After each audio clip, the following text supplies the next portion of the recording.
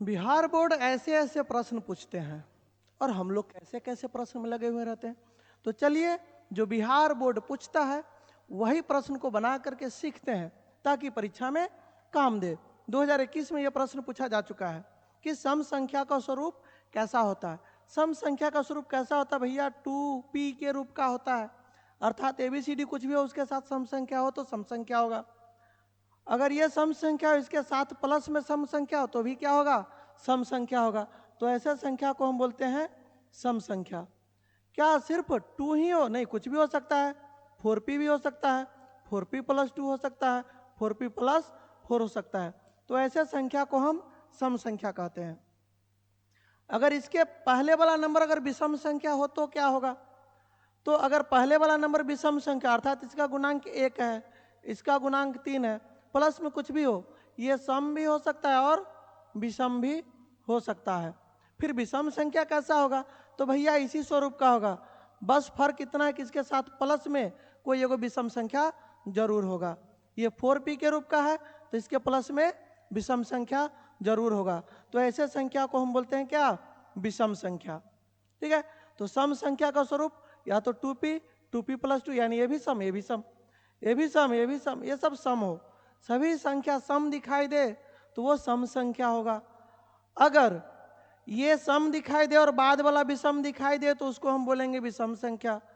अगर ऐसा हो कि इसका गुणांक 1 है, नहीं दिख रहा है मतलब गुणांक 1 है और ये 3 है, तो विषम संख्या दिखाई दे रहा है यहाँ पर। और ऐसा संख्या सम भी होता है और विषम भी होता है। पहचान गए? अब इसको बनाते हैं। देखो ये क्या है? यहाँ सम है और ये विषम है, ये क्या हो गया? विषम। ये देखो गुणांक 1 है तो ये सम भी होगा और क्या होगा? विषम भी होगा। इसको देखो, इसका गुणांक 1 है तो सम भी हो सकता है और विषम भी हो सकता है। इसको देखो, ये सीधा सीधा क्या है? सम संख्या है। तो हमें पूछा है सम पूर्णांक का रूप कौन है? ये होगा यहाँ पर आंसर। ठीक है। नेक्स्ट प्रश्न, सबसे छोटी प्राकृत संख्या। भैया गिनती की संख्या को प्राकृत संख्या बोलते हैं, गिनती की संख्या को प्राकृत संख्या बोलते हैं। और गिनती की संख्या कहाँ से शुरू करते हैं? 1 2 3 4। कोई कहेगा 0 से शुरू करते हैं, बक बकलोल, 0 से गिनती करेगा रे। देखो ये बहुत सारा कलम है, ऐसे गिनो 0, ऐसे गिनेंगे, ये 0 कहेंगे इसको क्या? नहीं, हम गिनती करेंगे 1 से, और यही गिनती की संख्या को हम बोलते हैं क्या? प्राकृत संख्या। तो सबसे छोटी प्राकृत संख्या कौन हो जाएगा? 1। ठीक है। अच्छा, 0 वाला समझना है। देखो ये तो हो गया प्राकृत संख्या, और 0 वाला संख्या जो होता है जिसको हम 0 से गिनते हैं उसको बोलते हैं पूर्ण संख्या, जो कि 0 से गिनते हैं। ठीक है। 0 से कब गिनेंगे? कोई दूरी नापना हो, ही रहा 1 किलोमीटर का दूरी यहाँ से, ठीक है, यहाँ तक 1 किलोमीटर, तो कैसे गिनेंगे? ये लो, ये दूसरा किलोमीटर, ठीक है, ये भी 1 किलोमीटर, तो यहाँ से यहाँ तक चलेंगे तब होगा 1 किलोमीटर। तो इसको क्या बोलेंगे? इसी को बोलेंगे 0। यहाँ से चलते हुए यहाँ तक जाएंगे तो 1 किलोमीटर, फिर यहाँ तक और बढ़ेंगे तो कितना हो जाएगा? 2 किलोमीटर। तो पूर्ण संख्या हम डिस्टेंस को मेजरमेंट करने के लिए या फिर टाइम को मेजरमेंट करने के लिए पूर्ण संख्या का प्रयोग करते हैं। लेकिन किसी भी वस्तु को गिनना हो, कुछ भी गिनना हो, 1 2 3, यही है गिनती की संख्या। तो सबसे छोटी प्राकृत संख्या कौन? 1। √12 का परिमयीकरण गुणांक क्या है? परिमयीकरण गुणांक निकालने का सबसे आसान तरीका है कि सबसे पहले इसको प्रयास करें कि रूट से बाहर निकल जाए। अभाज्य गुणनखंड कर लेंगे इसका, 2 गुने 2 गुने 3, जो जोड़ा में बन जाए उसको बाहर निकालो, बच गया। जो रूट के अंदर बच गया वही इसका परिमेयकरण गुणांक होगा। इसका अर्थ क्या होता है कि वह नंबर जिससे इसको गुना करे तो पूर्ण वर्ग बन जाए, अर्थात √12 में √3 से गुना करेंगे तो कितना हो जाएगा? 12 तिहाई 36, और बाहर निकलेगा तो वर्गमूल 6 यानी परिमेय संख्या। तो वह संख्या जिससे अपरिमेय संख्या में गुना करने पर परिमेय बन जाए, ठीक है, उसमें भी सबसे छोटी संख्या होना चाहिए। तो ये हो गया, और निकालने का ये तरीका है। नेक्स्ट प्रश्न, यदि 130 तो मौसा क्या होगा? देखो ऐसे प्रश्न में हमारे पास सीधा सीधा 2 नंबर दे रखा है, 130 और 15, और इसका निकाल लेना है HCF। और वो आपको आता है बढ़िया से निकालने। ठीक है, कितना हो जाएगा? अरे इस पर बैठा देंगे तो ये आ जाएगा, इसे भी हो जाएगा 15 अठे 120, ये रहा 15 और ये रहा 5, कट गया। सबसे आखिरी एचसीएफ, सबसे आखिरी भाजक ही एचसीएफ होता है, तो कितना हो जाएगा? 5।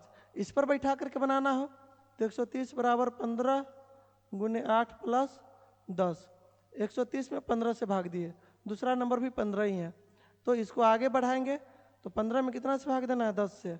कई बार में? एक बार में। शेषफल कितना? 5। फिर 10 में भाग देंगे कितना से? 5 से। शेषफल कितना? 0। तो ये अंतिम भाजक 5 है। तो ये यूक्लिड विभाजन हो गया और ये अपना तरीका होगा, जो आपको अच्छा लगे ठोक दीजिए ऐसे प्रश्न को। हाँ, यही प्रश्न है प्यारा सा। यूक्लिड विभाजन एल्गोरिदम क्या करवाता है? दो धनात्मक पूर्णांक का एचसीएफ निकलवाता है। ठीक है, यूक्लिड विभाजन एल्गोरिदम से हम क्या करते हैं? दो धनात्मक संख्या का एचसीएफ निकालते हैं। आगे बढ़े। 45 और 60 का ठीक है। अब देखो, ये 45 और ये 60 और इसका निकाल देना है। मसा निकाले 15 तिहाई 45, कट गया। आखिरी भाजक 15 है, उन्हें नहीं रे, इन्हें है, ये है 15। मसा आपको निकालने आता है। ठीक है, आगे बढ़ते हैं। एक अशून्य परिमेय संख्या और अपरिमेय संख्या। देखो, एक परिमेय और अपरिमेय का गुना करेंगे तो क्या होगा? तो परिमेय संख्या में एक तो शून्य होता है और दूसरा अशून्य संख्या। अशून्य को हम मान लेते हैं कि ये पी है, पी बटा क्यू, ये परिमेय संख्या है। ठीक है, और इसके साथ कोई भी अपरिमेय संख्या, जैसे √3 ले लिए और इसका भी गुना √3 से कर दे, तो यहाँ पर गुना करेंगे तो 0 और यहाँ पर गुना करेंगे तो √3 पी बटा क्यू। ठीक है, तो देखो 0 को हम बोलते हैं परिमेय। अगर परिमेय संख्या शून्य हो तो कुछों से गुना कर दो, परिमेय ही होगा। लेकिन परिमेय संख्या अशून्य है, ये क्या? अशून्य, और इसको अपरिमेय से गुना करेंगे तो अपरिमेय ही रहेगा। दैट्स इट, खत्म। तो परिमेय संख्या दो भागों में, एक 0 होता है, एक नॉन 0 होता है। ठीक है, तो शून्य से गुना करेंगे तो परिमेय ही मिलेगा और अशून्य संख्या से गुना करेंगे तो अपरिमेय प्राप्त हो जाएगा। कब? जब अपरिमेय से गुना कर देंगे तब। यदि p एक धनात्मक पूर्णांक है तो धनात्मक समपूर्णांक का रूप अभी अभी देखे थे कि p के जोड़े सम होना चाहिए या फिर p के जोड़े के साथ प्लस में भी सम होना चाहिए। पहचानिए, ये क्या p के जोड़े सम, यही दिखाई दे रहा। ये तो विषम हो गया, ये भी विषम, ये भी नहीं, ये तो सम और विषम दोनों हो सकता है, तो ये बिल्कुल नहीं होगा, और ये भी विषम हो जाएगा। ठीक है, तो ये हो गया हमारा। आगे बढ़े, बढ़ जाए, बढ़ गए। विषम पूर्णांक पूछ रहा है, तो विषम पूर्णांक का स्वरूप क्या होता है? तो ये अगर क्यों है तो इसके साथ सम होना ही चाहिए, प्लस में एगो विषम होना ही चाहिए। ढूंढो, शुरू में सम है, ये सम हो गया, ये सम हो गया, ये सम हो गया, विषम संख्या आगे। यदि भाग एल्गोरिथम इतना है तो क्या करे भैया जी? आप लोग इसको बनाएंगे क्या? a बराबर 72। अच्छा, सूत्र पर ही डायरेक्ट बैठा देते हैं ना, कितना टाइम लगाएगा रे कालिया? आप लोग पॉज करके सॉल्व कीजिए और आंसर बताइए। ठीक है, तब तक हम इधर सॉल्व कर देते हैं। a बराबर 72, b बराबर, अच्छा b का मान निकालना है, q बराबर 8 प्लस r बराबर 0, तो 72 बराबर 8b, 8 से इसमें लगेगा भाग और बनेगा 8 में 72। b का मान आ गया 9 और ये हमारा हो गया आंसर। ऐसे प्रश्न को जोड़ घटाव किया करो खुद से। ठीक है, ये सेम प्रश्न है और इसका जवाब आप लोग जोड़ घटाव करके कमेंट में देंगे। सेम प्रश्न, आप लोग इसका जवाब कमेंट में देंगे। ये देखो, ऐसा प्रश्न जब भी आए, बहुत प्यारा प्रश्न है, सीखो कि जिस प्रश्न में धावक दौड़ रहा है चारों तरफ, गोल गोल गोल गोल गोल गोल घूम रहा है, घूमने में सभी को अलग अलग समय लग रहा है, चक्कर लगा रहे हैं ना, अगर फिर भी तुमको ना समझ में आए, प्रश्न में ढूंढो कैसे धावक वाले में कहीं पर चक्कर लगाया हुआ है क्या, चक्कर लगा रहा है लोग, बिल्कुल चक्कर लगा रहा है, और लगाने का टाइम भी दे रखा है क्या, बिल्कुल दे रखा है। तो क्या करें, क्या करे क्या न करे, क्या करे, लासा निकाले। चलो लासा निकाल लेंगे। जब भी धावक किसी पथ पर चक्कर लगा रहा हो और उसका टाइम दिया हुआ है, तो उसका निकाले एलसीएम, और वही एलसीएम बताएगा कि तीनों पुनः कब मिलेगा। ठीक है, जैसे ही एलसीएम निकलेगा, आने वाली है मिलन की घड़ी, 2 दूनी 4 3 12 दूनी 24 घंटा, 24 घंटा के बाद मिलन की घड़ी आ जाएगी। आगे बढ़ते हैं। ठीक है, समझ में आ गया क्या। तो ऐसा प्रश्न जिसमें चक्कर लगा रहा हो, तो ऐसे प्रश्न को एलसीएम निकालकर बना लेना है। ठीक है, आने वाली है एलसीएम की घड़ी, निकाले, कमेंट में जवाब दे। पुनः आने वाली है पुनः मिलने की घड़ी, और आपको बना लेना है। ठीक है, क्या देखो ना, चक्कर लगा रहा है, दौड़ रहा है धावक, समय लगा रहा है, हम क्या निकालेंगे, एलसीएम। आगे बढ़ते हैं। देखो, यदि प्रथम जो भी प्रश्न हम छोड़ दिए हैं उसको आप लोग कमेंट में जवाब देंगे, अगर देख रहे हैं तो। आगे बढ़ते हैं।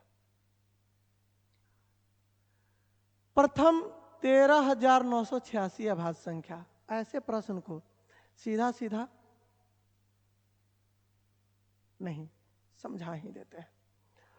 अभाज्य संख्या 2 से शुरू होता है, 5 7 9 नहीं 11 13 17 19 ETC।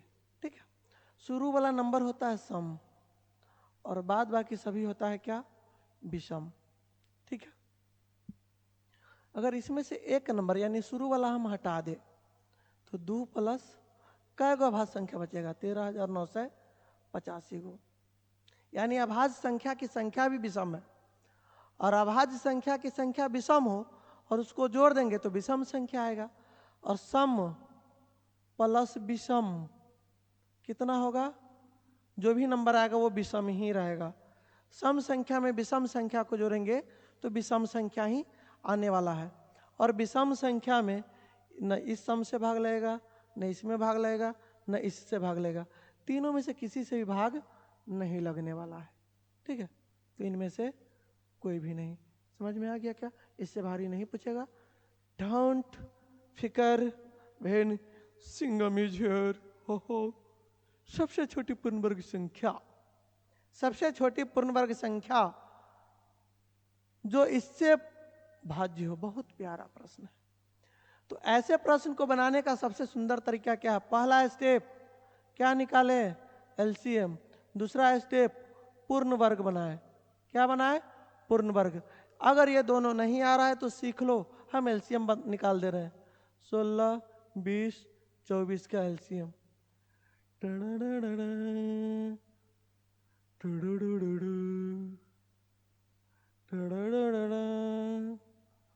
दो दूनी 4 दूनी 8 दूनी 16 85 100 240 आ गया हमारा एलसीएम। एलसीएम आ गया। अब एलसीएम को बना देना है पूर्ण वर्ग, कैसे, ऐसे ट ठ ड ढ रू हू हा, ये रहा। जोड़ा बनाए, जो बेचारा बच जाए इसका कर दो गुना, पूर्ण वर्ग तैयार है। ये जोड़ा बन गया, ये जोड़ा बन गया। 240 में ये दोनों जोड़ा नहीं बना, इसका कर दो गुना। समझ में आया क्या? ये आ जाएगा 3600। ये पूर्ण वर्ग है, इसका वर्गमूल 60 होता है। ये हमारा हो गया आंसर। क्या समझ में आया? दूसरा तरीका ये था कि आप यहां से भाग दे दे करके बारी बारी से चेक करें। उससे भी आसान तरीका था कि पहले पता करें कि पूर्ण वर्ग कौन कौन है। दो गो, ये पूर्ण वर्ग नहीं, ये पूर्ण वर्ग नहीं है। तो क्या दोनों में इस तीनों से भाग लगने वाला है? 16 से भाग लग जाएगा, 20 से भाग लग जाएगा, 24 से भाग इसमें नहीं लगेगा। हमारा आंसर ये सही है। दोनों तरीका बता दिए हैं, ठीक है। फर्स्ट तरीका बहुत अच्छा है, प्रोसेस से बनाए, कॉन्सेप्ट क्लियर रहेगा। ये है। ये भी प्रश्न बहुत प्यारा सा है। ऐसे प्रश्न पढ़ के मत्था चकरियाता है तो क्या करें? चकरियाने दो, लेकिन बनाएगा। मैं इसको छोड़ेगा नहीं। लसा लसा मासा का 14 गुना है। मौसा कितना है पते नहीं है। माना कि मौसा नहीं, मौसा बराबर x और एलसीएम बराबर 14 गुना है ना, तो 14x। अब दे रखा क्या? लौसा और मौसा का योग 600 है, तो लौसा जोड़ मौसा बराबर 600। 15x बराबर 600 और 15 से भाग दे देंगे तो 15 चौका 60। x का मान आ गया 40। मतलब मौसा हो गया 40 और लौसा हो गया 14 चौका 56, 560। लौसा मौसा आ गया। आगे एक संख्या दे रखा है, दूसरा संख्या पूछ रहा है, और मेरे पास सूत्र है n1 पहली संख्या, n2 दूसरी संख्या। पहली संख्या गुने दूसरी संख्या बराबर लस गुने मस। पहली संख्या 280 दे रखा है, दूसरी संख्या हमें निकालना है। एलसीएम 560 आया था, एचसीएफ 40 आया था। n2 बराबर 560 गुने 40 बटा 280। 280 दूना 560। पारा पढ़े हो? सीख लो। 280 दूना 560, इतने हमको भी आता है। 40 दूना 80, यानी दूसरी संख्या 80 होगा। कैसा लगा तरीका? अच्छा लगा? अच्छा लगा तो ताली बजा लीजिए बैठ करके। ठीक है, आगे बढ़ते हैं। ये है एचसीएफ निकाले। अरे भैया नंबर का एचसीएफ सुने थे, ये एबीसीडी का एचसीएफ जो होता है बड़ी खतरनाक होता है। मैं हूं ना आसान बनाने के लिए, तो 6x पर पावर 4y। इसको तोड़ेंगे 2 गुने 3 गुने x गुने x गुने x गुने बहुतेल x। नहीं, 1 2 3 4, x पर पावर 4 है, 4 को x 1 y। दूसरा नंबर है 12xy। इसको तोड़ेंगे 2 गुने फिर से 3 गुने x गुने y। मासा कहता है मिले मिले से राजा, ना मिले से चोर। जो मिल गया उसे लिखें। 3 भी मिल गया, इसे भी लिखे। एगो x मिल गया, इसे भी लिखे। और एगो y मिल गया, इसे भी लिखे। गुना करे 2 3 6 x y। कैसा रहा मसा? अच्छा है, ताली बजाइए। आगे बढ़ते हैं। किसके बराबर है? अरे शंभा, कितने नंबर थे? सरदार 2 थे, दोनों को गुना करना था, लेकिन देख करके मत्था चकरिया रहा था।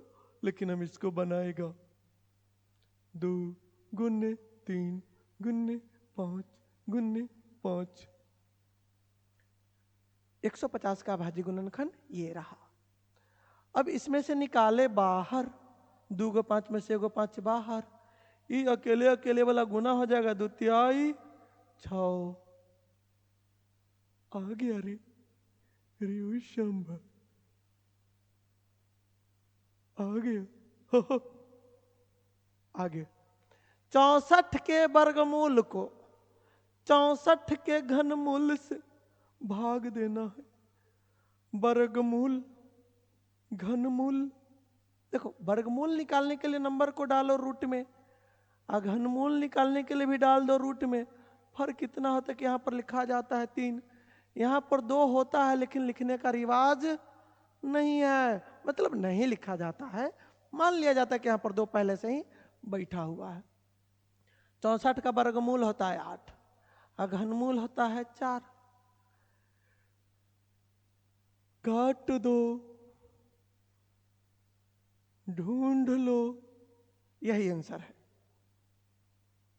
2 संख्या ए, संख्या ए, ऐसा नंबर देख करके ना अच्छा नहीं लगा। 2 संख्या, पहली संख्या ए है, दूसरी संख्या 18 है, एलसीएम 36 है, एचसीएफ 2 है, और बोला ए का मान बताए।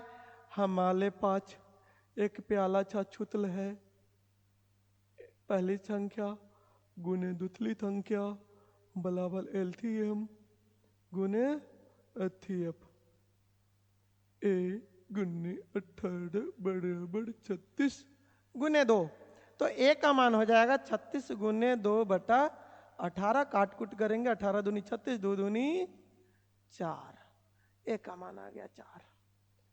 इस प्रकार से बना है। समझ में आया क्या? आगे बढ़ते हैं। हा हा हो 5, 15 और 20 के लॉसा और मसा का अनुपात पूछा है। तो पहले 5, 15, 20 का हम निकाल लेते हैं लॉसा। 5 एकम 5, 5 तिहाई 15, 5 एकम 20। एलसीएम कितना होगा? 5 गुने 3 गुने 4 बराबर 15 चौका 60। ठीक है। एचसीएफ कितना होगा? जिस नंबर से तीनों में भाग लग गया वही तो एचसीएफ है। कितना? 5।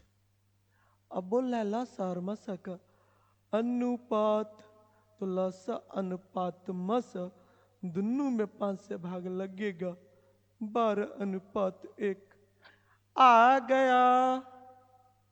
आगे बढ़े। सबसे छोटी अभाज्य संख्या, सबसे छोटी अभाज्य संख्या बहुत प्यारा है, 2 है। सबसे छोटी भाज्य संख्या बहुत प्यारा है, 4 है। का गुणनफल पूछ रहा है और हमको गुना आता है। सही है। सबसे छोटी अभाज्य संख्या 2, सबसे छोटी भाज्य संख्या 4, गुना कर देंगे 8। 2019 में ऐसा प्रश्न बिहार बोर्ड पूछा था। बिहारी लड़का कितना बेवकूफ समझ रखा है क्या, और ऐसा क्वेश्चन में उलझ रहा है। बनाएगा। आगे बढ़ते हैं। निम्न में से कौन सी अभाज्य संख्या है? भैया ये तो अभाज्य संख्या है। 16 में 4 से भाग लगता है तो ये भाज्य हो गया। 25 में 5 से भाग लगेगा, ये भी भाज्य। इसमें किसी से भाग नहीं लगेगा तो ये भी हो जाएगा अभाज्य।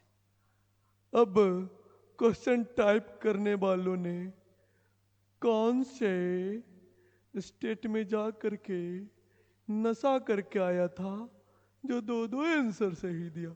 तो क्या 2 घसेंगे ओएमआर सीट में? ऐसा क्वेश्चन बिहार बोर्ड नहीं देता है। ये जो हमारे टाइप करने वाले भाई साहब थे कर दिए। ठीक है। बिहार बोर्ड ऐसा क्वेश्चन नहीं देता। अगर ऐसा आ गया तो सबसे साधारण उपाय बताते, बहुत आसान तरीका। अगर ऐसा क्वेश्चन आ जाए जिसमें दुद्दू गो आंसर सही हो, ठीक है, आसान उपाय है, क्वेश्चन को छोड़ दो। हा सम संख्या का स्वरूप क्या है? भैया कुछ एबीसीडी रहे ओकरा जोरे सम संख्या लिख दो, उसके जोरे क्या लगा दो यहाँ पर? सम। और प्लस में कुछ है तो वहां भी लगा दो सम। तो एम इसके जोरे सम नहीं है सम नहीं होगा। इसके जोरे सम है लेकिन इधर सम नहीं है, सम नहीं होगा। इसके जोरे सम है, ये सम होगा। ये तो विषम है, ते विषम नहीं होगा। ठीक है, दोनों तरफ सम, अकेले है तो अकेले में सम, तब ही सम। एक तरफ सम एक तरफ विषम तो हो गया विषम। ठीक है, कौन अभाज्य संख्या है? अभाज्य संख्या है कौन? इसमें 3 से भाग लगेगा, भाज्य संख्या हो गया। 12 में भाज्य संख्या, इस 100 में 3 से भाग लगने वाला, खाली आई में केकरो से भाग नहीं लगने वाला है। और यही हो गया हमारा क्या? अभाज्य संख्या। आगे बढ़ते हैं। लौसा और मौसा का अनुपात। भैया लौसा लौ से निकालिए। अरे कने भाग गलू हो? हाँ, 2, 10, 20 का लौसा निकालना है। फिर से लगा देंगे। 2 मौसा कितना? तो 2 ये होगा, तो ये हो गया एलसीएम 20, एचसीएफ 2, सब में 2 से भाग लगने वाला, वैसे बड़का नंबर नहीं है। तो लौसा और मौसा, लौसा मौसा का अनुपात 20:2 है। दिख रहा है क्या? नहीं दिख रहा। कैसे दिखेगा?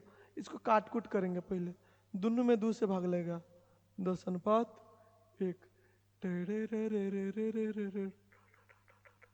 ये रहा। अगर धोखा से पूछा है लौसा अनुपात मौसा और तुमने मौसा को पहले लिख के लौसा का बाद में लिखा, तो आंसर आएगा ये, और तुम घास के आएगा ये। गिनेगा हमारा इतना चाहिए, लेकिन हो जाएगा गलती नहीं, गलता होगा। बोल रहा है कि 2 नंबर है और इसका मौसा दे रखा है। ऐसे प्रश्न को बहुत प्यार से बनाएंगे। पहले तो इसका मौसा निकाल लो। 65 और 117 का मौसा मेरे हिसाब से दोनों में लगेगा 13 से। 13 × 5 = 65, 13 × 9 = 117। अब कुछ से भाग नहीं लगने वाला है।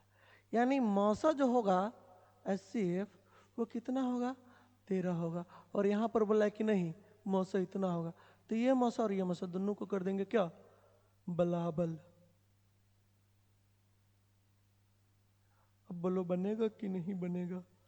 माइनस में 117 इधर आएगा, प्लस में 117। देखो हम बोल रहे इधर आएगा, हालांकि आता नहीं है। एडिशन का एक तरीका है कि इसको हटाना है तो प्लस 117 इधर, प्लस 117 इधर, ये 0 हो जाएगा और ये ऐड हो जाएगा। ठीक है, वो तरीका है, लेकिन सार्वजनिक तरीका हम अपने तरीका से बनाएंगे। उठ के अलाउ इनने माइनस में रलवाई चलते ने आके जुट गलो। m बराबर 130, अब 65 से लगा दो भाग, कट जाएगा 2 बार में, m का मान आ जाएगा 2। आगे बढ़े क्या? बढ़ेंगे। सबसे छोटी भाज्य संख्या कौन है? 4 है। सबसे छोटी अभाज्य संख्या कौन है? 2 है। दोनों का मौसा कितना होगा? 2 होगा। भैया तुम निकालो, दोनों का मौसा 2 होगा। 96 का गुणनखंड क्या होगा? 96 को हम करेंगे गुणनखंड, गुणनखंड, गुणनखंड, गुणनखंड, गुणनखंड।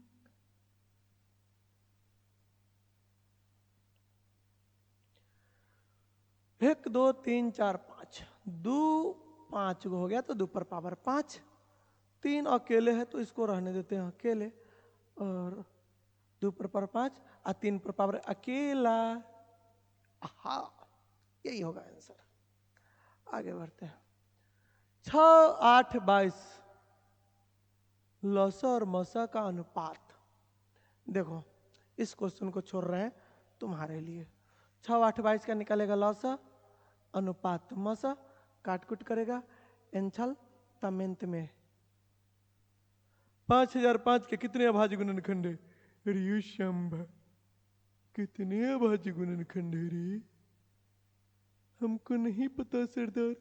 तो भाग लगाओ रे, भाग लगाओ रे। 11 नमनी 99, 11 एकम 11, 7 से 13 भर में। ये मेरा अपना तरीका है, जिस जिस नंबर से लगे उसको काट डालो, नंबर छोटा हो जाए तो कुछ से लगा डालो। ये रहा। जब कितने कितने कितने 1 2 3 4 4 4 4 4 कितने थे? वो 4। आगे 2 लगातार संख्याओं का मौसा, 2 लगातार संख्या का मौसा हमेशा 1 होता है। यकीन न हो तो देख लो, कोई भी 2 नंबर इसका मौसा 1 के होगा। तुम निकाल के चेक करो, कोई भी 2 नंबर लिख करके। यदि ए और बी अभाज्य संख्या है और 2 अभाज्य संख्या का लौसा, 2 अभाज्य संख्या का लौसा पूछे, 2 अभाज्य संख्या का लौसा पूछे, दोनों को गुना कर दो, आ गया जा, लौसा ही है। और 2 अभाज्य संख्या का मौसा पूछे, अभाज्य संख्या का मौसा हमेशा 1 होता है। 2 परिमेय संख्याओं के बीच कितनी? 2 संख्या के बीच में कितनी कितनी कितनी? अनंत। 2 संख्याओं के बीच में हमेशा अनंत संख्याएं होती है। नेक्स्ट, कौन सी अभाज्य संख्या है जिसमें किसी और नंबर से भाग लगने वाला नहीं है? तो ये रहा। ठीक है। नेक्स्ट, सअभाज्य संख्या का मौसा कितना होता है? सअभाज्य संख्या, जिन 2 संख्याओं का मौसा 1 हो उसे कहते हैं सअभाज्य संख्या। जिन 2 संख्याओं का मौसा 1 हो उसे कहते हैं सअभाज्य संख्या। तो सअभाज्य संख्या का मौसा कितना हो जाएगा? 1। 2 संख्या का गुना दे रखा है, मौसा दे रखा है, लसा क्या होगा? 2 संख्याओं का गुना n1 गुने n2 बराबर लसा गुने मसा। संख्या का गुणनफल दे रखा है 2166। एलसीएम दे रखा है, पता नहीं है, एलसीएम तो निकालना है। एचसीएफ दे रखा 19, 19 से दे दो इसमें भाग, कितना हो जाएगा? 2166 भागा 19। अब भाग तुम देगा कि हम दें? हम देते हैं। 19 एकम 19। एक बार में तो लगा, दिमाग में जोर घटाओ करें। 11 में सुनाओ गया 2, 19 एकम 19, 16 में सुनाओ गया 7, 19 चौक।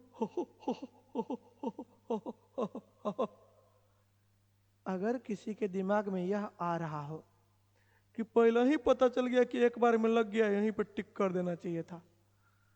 अगर नंबर चेंज होता तो आंसर कुछ आता और इस तीनों में से केकरो से मैच नहीं करता तो ये आंसर सही हो जाता। इसलिए पूरा भाग करना जरूरी था। आगे ए बराबर इतना, बी बराबर कितना, तो लसा बराबर कितना? ए बराबर इतना, बी बराबर, तब एलसीएम बराबर कितना? देखो इस नंबर को तोड़ो और तोड़ करके गुना करके मैच करो। ठीक है, एलसीएम आता है निकालना है? निकालो। हमका नहीं आता है, हम नहीं बनाएगा, हा हा। तुम बनाएगा, हा हा। देखो यदि m एक धनात्मक पूर्णांक है, धनात्मक विषम पूर्णांक का स्वरूप क्या होगा? m के साथ वाला नंबर क्या होना चाहिए? सम। अब प्लस में क्या होना चाहिए? विषम। तब हम कह देंगे क्या है? विषम पूर्णांक है। देखो साथ वाला सम सम सम सम सम सम सम विषम विषम। बोलो विषम संख्या का स्वरूप क्या होगा? ये होगा। हो एक तो दशमलव प्रसार अशांत है ऊपर से अनावर्ती है, तो इसको बोलेंगे क्या? अपरिमेय। देखो, अशांत हो और अनावर्ती हो तो अपरिमेय होता है, अशांत हो अनावर्ती हो तो अपरिमेय होता है, अशांत के साथ अवर्ती होता तो हम उसको परिमेय कहते हैं। कौन अभाज्य है? जिसमें किसी से भाग न लगे वो अभाज्य संख्या होता है। हाँ, खुद से और एक से भाग जरूर लगता है। 144 के अभाज्य गुणनखंड में 2 का घातांक कितना है? देखो, हम 2 से बार बार भाग देंगे, यानी कै गो 2 इसको काटेगा, कै गो 2 काटेगा, काट काट काट। अब 2 से नहीं लगने वाला है, नहीं 2 पर पावर कितना? 4, 2 का घातांक 4 हो जाएगा। ठीक है, आगे बढ़े। किसी धनात्मक पूर्णांक a तथा b के लिए मासा गुने लासा, देखो ABCD दे रखा है, ABC का जो लसा होता है दोनों का गुना करेंगे तो AB हो जाएगा, अब मासा हमेशा 1 होता है, 1। और बोल रहा है कि दोनों का गुना करेंगे, AB में 1 से गुना करेंगे तो AB है ना होगा, AB यही तो है, A गुने B, यही हो जाएगा। ठीक है, अच्छा लगा तो ऊ ऊ ऊ ऊ ऊ ऊ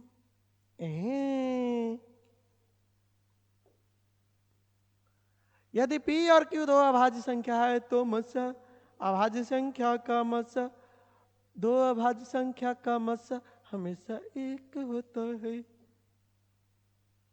64 के अभाज्य गुणनखंड में 2 का घातांक कितना होगा? तो 64 को पहले अभाज्य गुणनखंड में हम तोड़ेगा, भाग करेगा, काटेगा और तोड़ेगा और तोड़ेगा और तोड़ेगा, 2 पर पावर 6 आएगा और घातांक कितना है रे? 6 है। ठीक है, तो अभाज्य गुणनखंड में घातांक कितना हो जाएगा? 6। बनाने का यही तरीका है। ठीक है, आगे बढ़ते हैं। 18 तथा 72 का मौसा कितना होगा?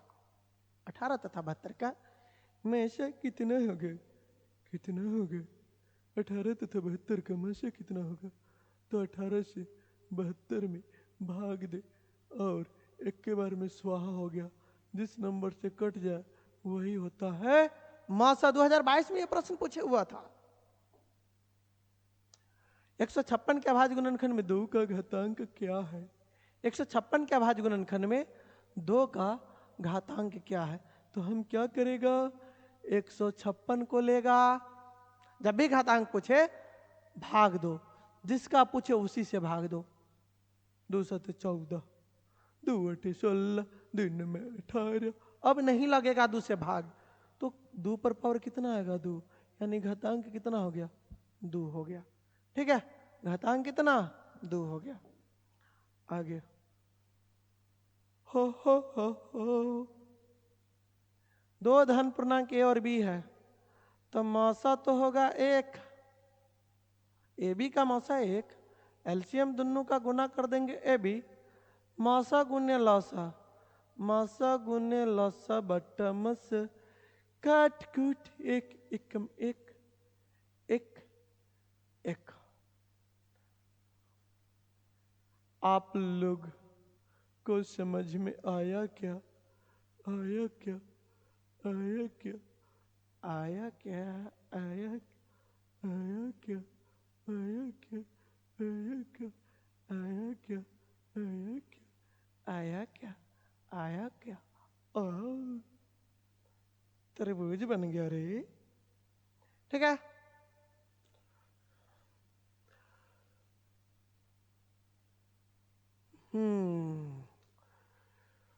अभी भी इसमें 50 प्रश्न और है, तो इसका पार्ट 2 आएगा, उसमें आपको बताएंगे। देखिए,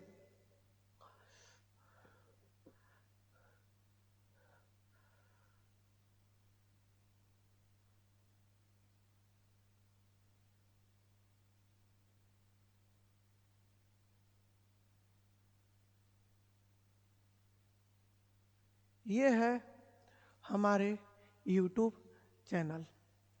ठीक है, तो इतना सर्च कीजिए, हमारा YouTube चैनल आ जाएगा।